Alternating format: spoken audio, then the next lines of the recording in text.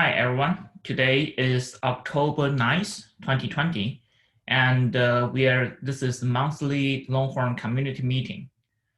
So let's take a look at today's agenda. All right, so today we're going to talk about the latest update for the Longhorn 1.1 release and the upcoming stable release Longhorn 1.03.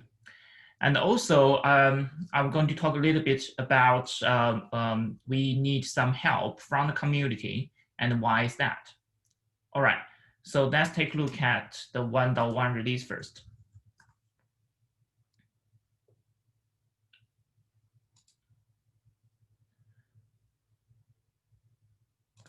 All right, so 1.1, and let's take a look at in fact, the highlight features.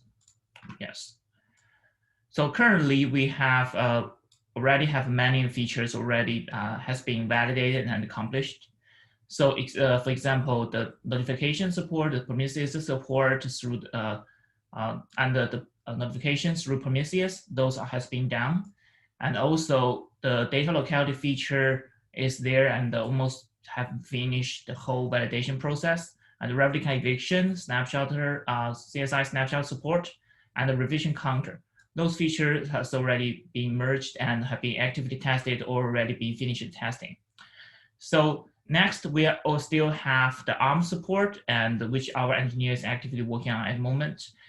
In fact, many of you know that the ARM support is one of the first issues that, and in fact, major enhancement users want is like date back to 2017. And we have some contributions from the community, and we're actively working on the ARM support right now to help to push the PR to the final stage. So currently we are mostly working on ARM64, but I think it's going to be relatively simple to apply the same method, the same fix to the ARM as well. So you can run your run Longhorn on the Raspberry Pi as well. All right. So the other thing we are actively working on is a native read-write many support. So previously, this bug title, in fact, is high available read-write many, actually read-write many support with Longhorn volume. But we found that in the investigation, we found that the work is too big for this time frame. So we now decide to say we do have a bunch of, so we now allow to have about like 1.5 million downtime for your workload if if the instance happens. But that's also we're also going to do more try to integrate more in your native workflow of the read-write many. So that means that in the next release you can use read-write many volume natively with Longhorn. And also if there's any incidents and say so node down situations, the maximum time for the interruption of service will be probably around 1.5 minutes.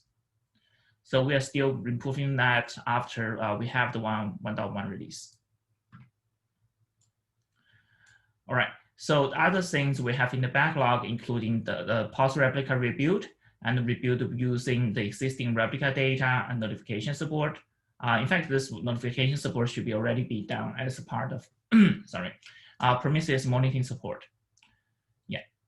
And also the scale down Longhorn nodes with Kubernetes. And this is one of the major tasks. Another major task we are aiming to finish on this release. So it's going to help you when you scale down the Kubernetes clusters and make sure the node has been either be cleaned up automatically, or you can reuse the disk on the node for the other instances.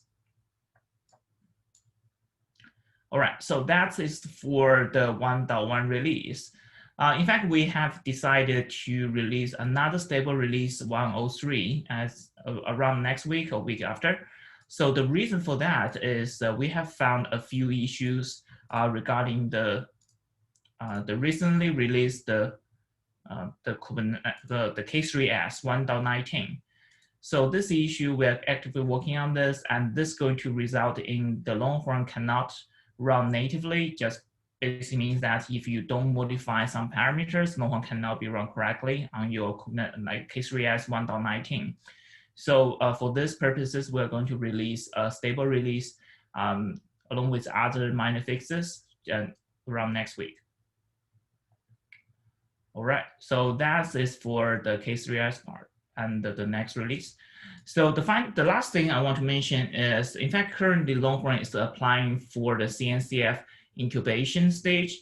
So we do encourage the users that has using Longhorn in the production environment to contact us, so we can know your feedback, and also we might need your help to indicate that you are actively using Longhorn in the production environment, which is the criteria for the incubation stage as well. So so if you have any questions or you want willing to help, just let me know. Ping me directly in the Slack. All right, so that is all for today. Thank you everyone for joining, and I will be here for the next hour for our office hour, and hope to see you soon. All right, thank you.